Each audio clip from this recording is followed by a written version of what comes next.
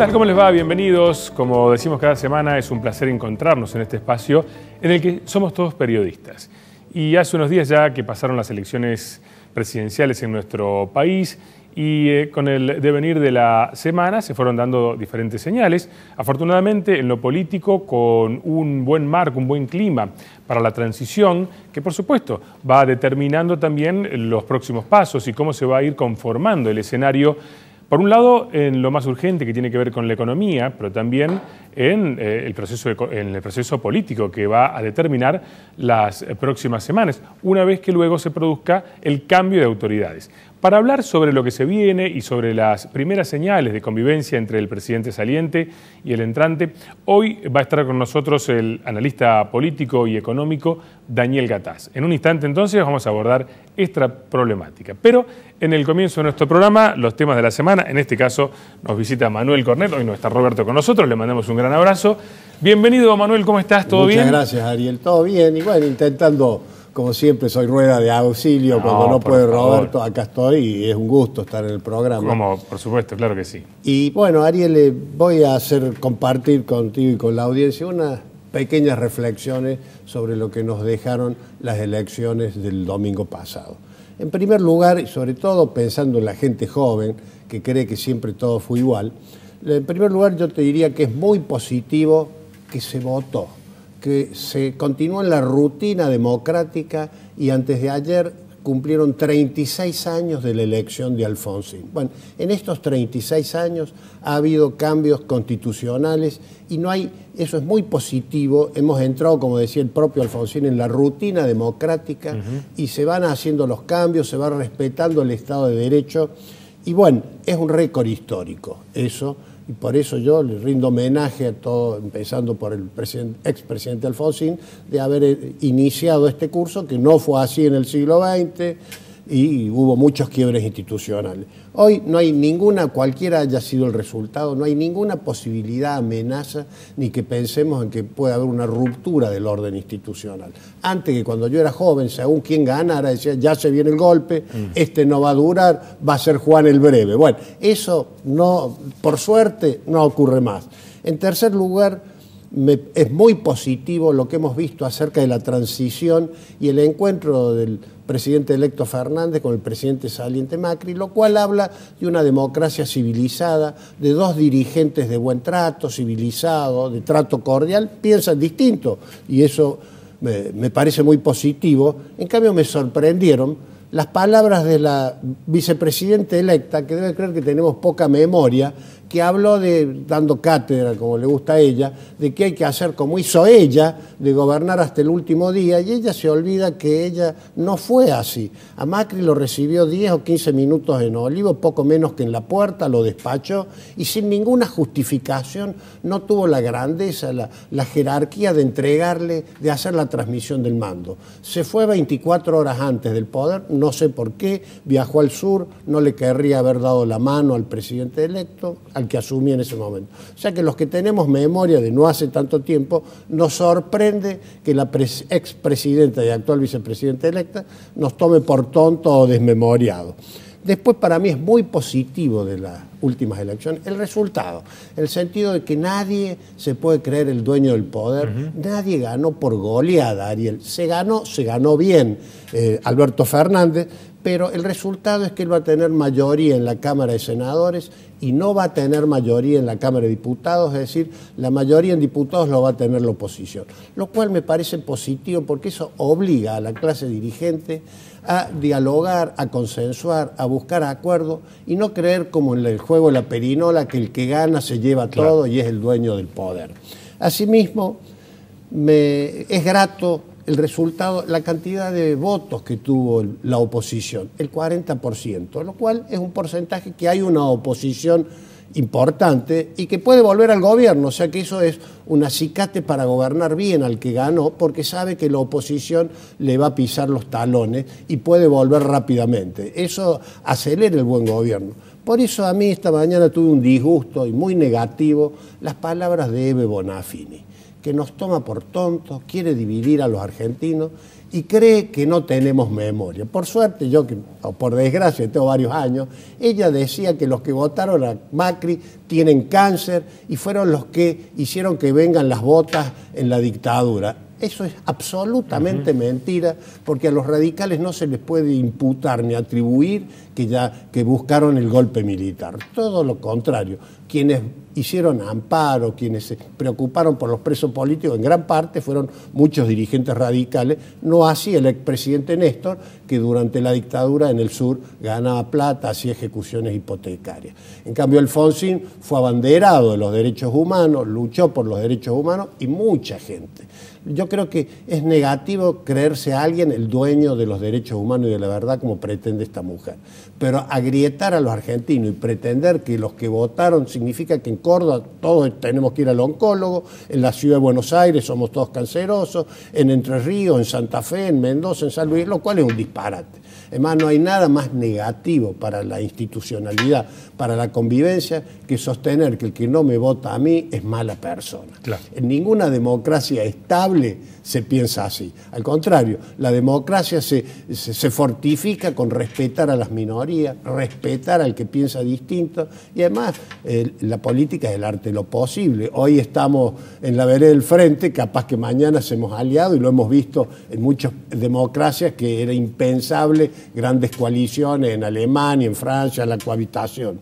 También yo tengo algo muy positivo y tengo que reconocerlo y homenajearlo, algo que es raro en la dirigencia, la actitud del gobernador Schiaretti. Schiaretti demostró ser un hombre leal a sus ideas, que tiene palabra y que no se sube a carro ganador, no se volvió albertista de la noche a la mañana después de las PASO.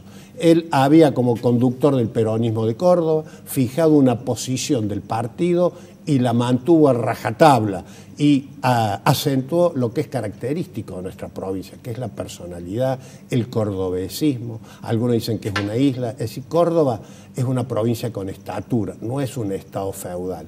Tiene sus ideas, no se deja llevar por delante. Es decir, Córdoba ha hecho muchos hitos, el cordobazo. Es decir, no se le puede atribuir a Córdoba que sea un furgón de cola de nadie. Los cordobeses pensamos, tenemos memoria, y el gobernador hizo realmente, es destacable que se mantuvo pese a las presiones con sus ideas. No se dejó tentar por el éxito. Es un hombre de palabra, es un hombre auténtico, es un hombre leal. Después yo creo que es muy positivo, volviendo al resultado de las elecciones, que al estar conformado así el Parlamento, el Congreso, es impensable que tengan ideas el futuro gobierno de perpetuarse, de modificar la Constitución para gobernar 30 años, de someter al Poder Judicial y tener un Poder Judicial totalmente obsecuente, y tampoco que pretenda reformar las leyes de prensa para tener una prensa amordazada, que no haya libertad de prensa. O sea, este equilibrio va a hacer que los sueños hegemónicos no van a tener cabida. Y después, yo creo que es negativo que cambiar algo positivo del gobierno que cesa, que es la ubicación de la Argentina en el mundo. ¿Quiénes son nuestros aliados? Y no aliarse por una cuestión ideológica con los perdedores, con aquellos que no respetan los derechos humanos, los gobiernos que se dicen progresistas, como puede ser Cuba, Venezuela, y me extraña de un profesor de Derecho, como es el doctor Alberto Fernández, que no advierta que en esos países no se respeta el derecho, no se respetan los derechos humanos. También para mí es positivo que aquellos que son ideólogos de la desesperación, que se creen los dueños de las calles, aquellos que mientras peor, mejor, que ocupan las calles, hacen marcha, obstruyen, ya lo hemos dicho varias veces acá, con consignas agresivas, maleducados, pintan las paredes, ideas obsoletas, son ampliamente derrotados en la urna. O sea, ocupan la calle haciendo daño sobre todo a la gente humilde y por suerte después en las urnas tienen un fracaso estrepitoso y total, y eso a mí no me extraña porque son ideas abandonadas en el mundo, obsoletas. Y por último, yo te diría que lo que me entristece del resultado de las elecciones es que se ha olvidado el tema de la corrupción, que el tema de la corrupción no es del nuevo gobierno ni del anterior gobierno, es el que delinque, el que roba y le roba al pueblo, es corrupto, sea cristinista, sea macrista, sea del color que sea. La corrupción no tiene color político, tiene que ser una idea permanente de toda la clase de dirigencia que no haya corrupción. Los países emergentes, los países subdesarrollados son aquellos donde los líderes o los gobernantes se perpetúan en el poder y son millonarios ellos, su familia, su parentela, son peores que los emperadores de la antigüedad, pues son los dueños de todo y mal habido. Yo creo que el tema de la corrupción no se puede olvidar. Los que robaron deben ser castigados por las vías legales. Pero, como se advierte, las elecciones han dejado mucho de positivo y hay algunas otras cosas que ojalá se enderecen y no nos lleven a una nueva frustración. Yo soy optimista, me gusta la personalidad del doctor Fernández, me parece un hombre moderado, criterioso, que sabe escuchar, le deseo el mayor de los éxitos. Muy bien, varios de los aspectos que estuviste mencionando en tu columna vamos a profundizarlos después de la pausa porque nos va a acompañar el doctor Daniel Gataz, analista político y económico, para hablar de la transición y de lo que se viene en el ámbito político y económico. Ya volvemos.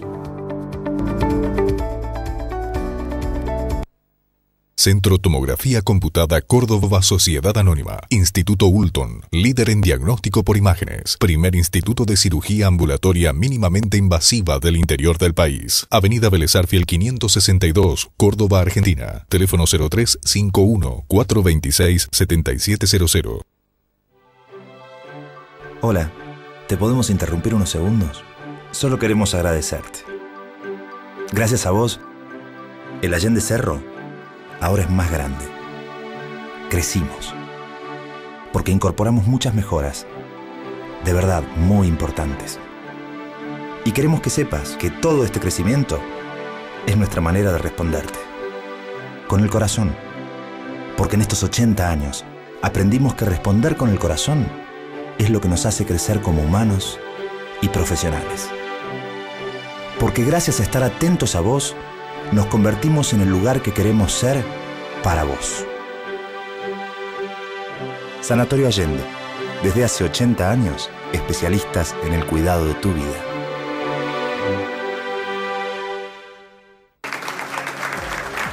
El Consejo Deliberante de la Ciudad de Córdoba realizó la 29ª sesión ordinaria del periodo 2019. En la oportunidad se aprobaron los siguientes asuntos: ratificar convenio celebrado entre las municipalidades de Córdoba y Villa Allende para instalación de una estación de bombeo para la red domiciliaria de efluentes cloacales. Actualizar la tarifa mínima para 1 hora de estacionamiento medido.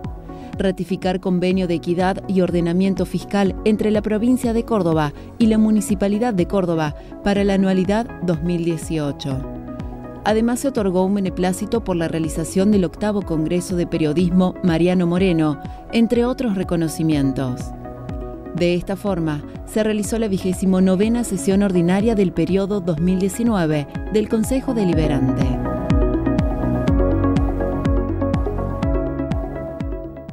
La caricia tibia del sol, las montañas, en sus balcones naturales, las hipnóticas vistas de la ciudad, las estrellas del teatro, los alfajores, las artesanías, el asado, la peatonal, todo junto, en la misma ciudad. Villa Carlos Paz.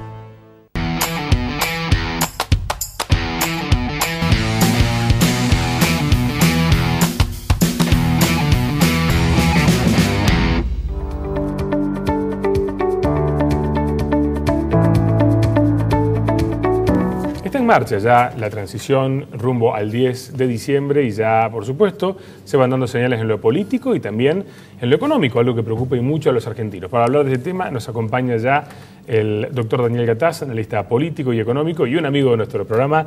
Bienvenido, Daniel, un placer que nos acompañes. Muchas gracias, para mí siempre es un gusto compartir con ustedes, departir, cambiar opiniones. Así es, compartir. Un programa tan plural, realmente hermoso. ¿En dónde estamos parados ya después de estos días de primeras señales de la transición, que ya tienen sus consecuencias en lo político, en lo económico, de cara a lo que se viene, Daniel? Bueno, yo creo que estaba escuchando atentamente las palabras de Manuel, coincido con él, me parece que hemos dado muestras por primera vez de un acuerdo entre el presidente saliente, el presidente entrante. Esto es muy importante porque no solamente da una señal a la ciudadanía, sino también a los mercados. Sí. Estamos en una situación sumamente crítica, prácticamente la Argentina está defaulteada, entonces tenemos que dar una señal interesante frente al Fondo Monetario Internacional, a los actores externos. Me sorprendió también la buena reunión que tuvieron Axel Kicillof con María Eugenia Vidal. Me parece que también es un acto importante porque es nada más y nada menos que el principal distrito de la Argentina. Claro. Y no es un tema menor, porque es allí donde generalmente el peronismo hizo la diferencia sustancial, ¿no? De los 2 millones y pico de votos por la cual gana Alberto Fernández, creo que 1.600.000, si no recuerdo mal, los aporta Provincia de Buenos Aires. Vos sabés que yo he sido, y si me permitís una pequeña digresión que me parece que es interesante, siempre he sido un defensor del colegio electoral, ¿no? El sistema ideado en 1853, porque si hubiera existido el colegio electoral, perdón por el número, pero me parece que es muy significativo. El impacto relativo de la provincia de Buenos Aires, que es del 38%, baja al 23%. Claro. Entonces, hoy hubieran estado palo a palo. Claro, sí, sí. No hablo a favor de Macri, sino digo de lo que significa y de la necesidad de construir o diseñar un país un poco más federal. Bueno, y en relación a lo que mencionás de construir, de pensar a futuro y también tomando lo que decía Manuel en su editorial, el equilibrio de poder que se da producto del resultado mismo de la elección, que fue con un número menor al esperado. Esto hace que haya una alternancia en el poder, pero sabiendo que quien asume tiene que saber que hay una parte del electorado que no está de acuerdo con su política y eso le da más equilibrio. Esto permite, Daniel, de una vez por todas pensar en que los argentinos podemos empezar a trazar políticas más a largo plazo. Yo creo que sí, yo creo que el gran mérito de las 30 plazas de Macri es no solamente haberle dado un impulso personal a él, sino haberle mostrado a los que ganaron efectivamente que hay un sector importante de la sociedad que defiende otros valores, que tiene otra mirada. No sé si es mejor o es peor. Claro, sí. Yo no quiero hacer juicios de valor en ese sentido. Lo que digo es que es una mirada distinta. Entonces eso pone un límite a las decisiones que vaya a tomar. Y vienen momentos, yo creo que muy complejos, porque la situación de la Argentina en el campo económico es extremadamente compleja, porque hay que hacer recomposición salarial. Vienen momentos, un mes muy particular, que ustedes saben que diciembre es un mes muy sensible, ¿no? Producto de las Navidades, del Año Nuevo. Pero también esto termina siendo una esperanza importante, porque si surgen algunas o se plasman algunas ideas que escuché de Alberto Fernández, puede haber un interesante movimiento económico en diciembre, aprovechando justamente el consumo que se genera en las fiestas, y después tenemos enero y febrero, que son meses también de altísimo consumo por el tema de las vacaciones. Eso puede generar un efecto multiplicador de ingresos en la economía que evite de que la situación económica siga deteriorándose como se estaba deteriorando, en el cual se han cerrado, hay que decirlo claramente, firmas muy emblemáticas a nivel nacional y en la propia en Córdoba, ¿no? ¿Considera que se puede reactivar, aunque sea transitoriamente, el consumo, que haya un poco más de... Estoy absolutamente seguro. Yo creo que la clave está en desactivar las LELIC. Este es el tema central, ¿no? Con el cual han hecho una diferencia enorme de dinero los bancos, el sector financiero. Entonces hay que desactivar las LELIC, sea como sea, y tratar de que la tasa de interés se reduzca, porque esto está directamente vinculado a un incremento de los niveles de inversión. Claro. No hay inversión posible si el negocio para vos es financiero. Exacto. Entonces, la única manera de generar un proceso de inversión, de que haya crédito, es que las tasas sean más razonables. Eso no significa tasas negativas, que la gente vaya al banco y pierda dinero, sino que tiene que ser tasas razonables, es decir, que por lo menos le permitan mantener el poder adquisitivo, pero que no sean tasas usurarias para quien tiene un proyecto de inversión. Claro. Y Daniel, el proyecto del cual se está hablando, del congelamiento por 6 meses de los sueldos, de las tarifas, de determinados precios, ¿cómo lo ves? Yo creo que no hay muchas alternativas más que sentarse en una mesa. Me parece que esto lo hubiera hecho cualquiera, así hubiera ganado Macri, también hubiera convocado a los distintos sectores económicos, sociales y políticos. El camino era uno solo, había que sentar a la gente en la mesa, hay que sentar a la gente en la mesa y tratar de buscar un acuerdo. Yo no soy muy amigo del tipo de los controles muy estrictos, porque si vos generás controles muy estrictos y no resolvés las causas originarias de estos procesos, en algún momento explota, ¿no? Esto es como subirse, siempre yo digo, encima de un globo y hay alguien que lo está inflando, ¿no? Es complicado. De todas maneras, creo que es la única alternativa que hay ante una situación realmente muy, muy compleja, y me parece también que los empresarios juegan un rol central. Tienen que hacer un aporte patriótico, diría yo.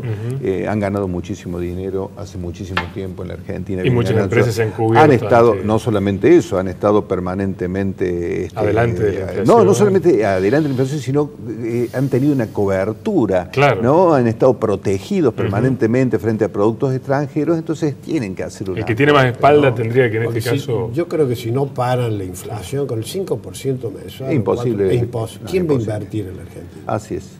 Bueno, fíjate el caso de Vaca Muerta, si me permitís, con el tema de... Vaca Muerta invirtió en los últimos años 5.000 millones de dólares. Ahora con el tema del congelamiento que hubo con respecto al tema de los combustibles, hay un montón de conflictos y está parada prácticamente Vaca Muerta. Entonces, si vos no generás, lamentablemente, mal que le pese a la gente, alguna adecuación del precio del combustible, vamos a seguir con los mismos problemas, porque las empresas invierten para ganar dinero, y esto pasa en cualquier país del mundo. Tal cual.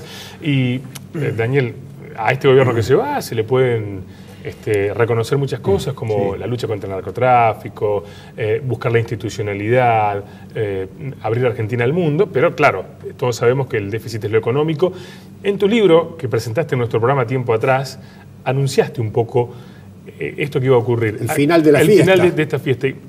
¿Por qué consideras que se dio este fracaso de Macri? Bueno, el libro justamente habla y termina con el gobierno de Mauricio Macri. Y yo hago un comentario justamente en la última hoja del libro, que si vos querés te la leo rápidamente, es muy cortita. Dice, las expectativas que había despertado el nuevo gobierno no han sido satisfechas como se esperaba, y si bien Argentina parece un poco más ordenada y reinsertada al mundo, la gran mayoría de las promesas de campaña se encuentran en la columna del debe.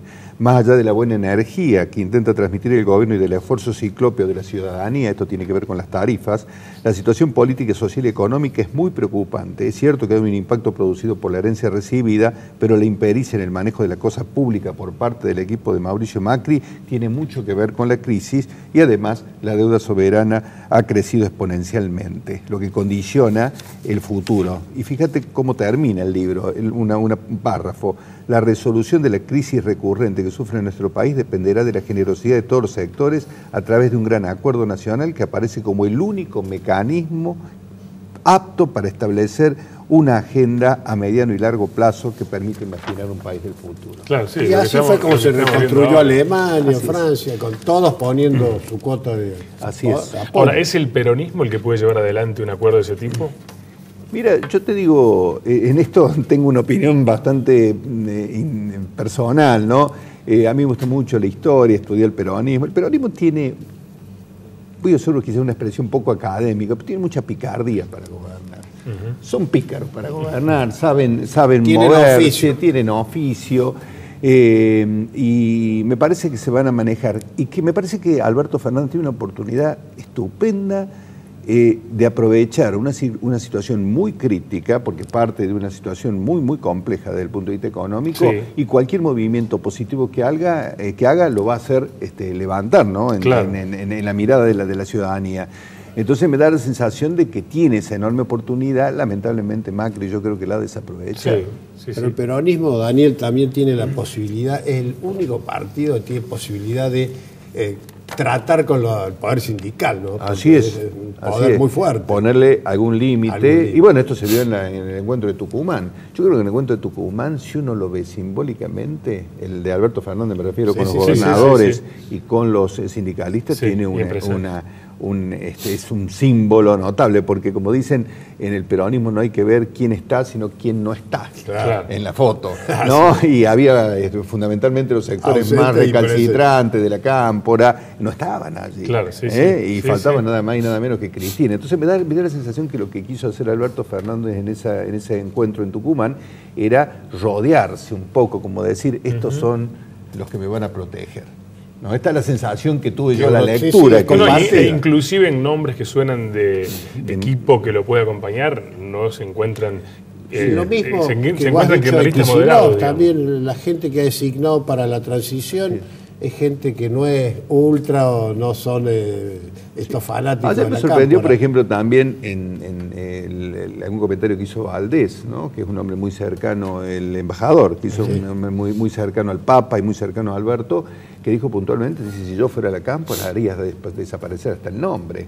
Pero claro, no por la gente que integra la cámpora, como diciendo, es una mala marca.